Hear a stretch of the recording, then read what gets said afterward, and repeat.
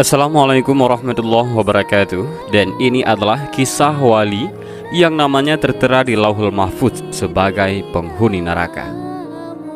Ada seorang sufi bernama Syekh Abdul Aziz Ad-Dabagh.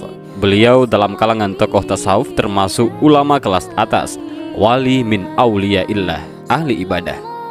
Suatu ketika, malaikat melihat namanya di lembaran kitab Lauhul Mahfuz ada dalam deretan penghuni neraka.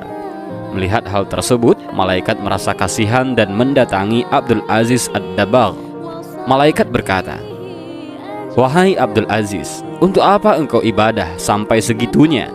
Sedangkan aku lihat namamu di lembaran Lauhul Mahfuz, engkau adalah penghuni neraka. Mau engkau ibadah bagaimanapun, engkau tetap akan masuk neraka." Kemudian Abdul Aziz menjawab, "Wahai malaikat, surga dan neraka bukan urusanku. Aku diciptakan oleh Allah Subhanahu wa Ta'ala hanya untuk beribadah kepada Allah Subhanahu wa Ta'ala.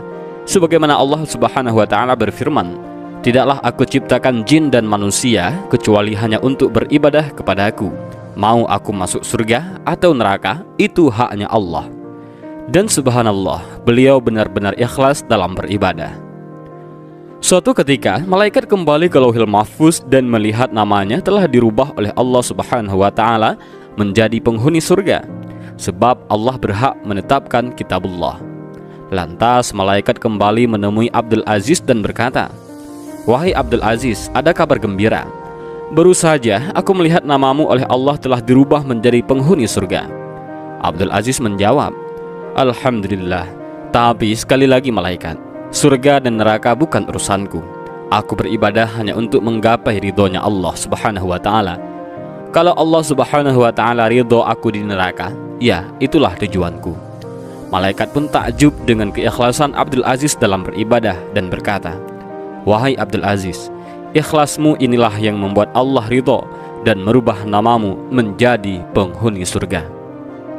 Ada kisah lain, yaitu ahli maksiat masuk surga, ahli ibadah masuk neraka, dan inilah penyebabnya. Rasulullah SAW pernah berkisah tentang dua orang bersaudara dari kalangan Bani Israel.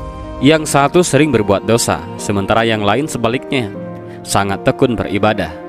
Yang terakhir disebut ini rupanya tidak henti-hentinya menyaksikan saudaranya itu melakukan dosa hingga mulutnya tak betah untuk tidak menegur.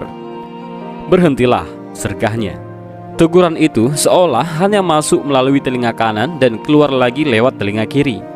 Perbuatan dosa berlanjut dan sekali lagi tak luput dari mata saudaranya yang rajin beribadah. "Berhentilah," serunya kembali.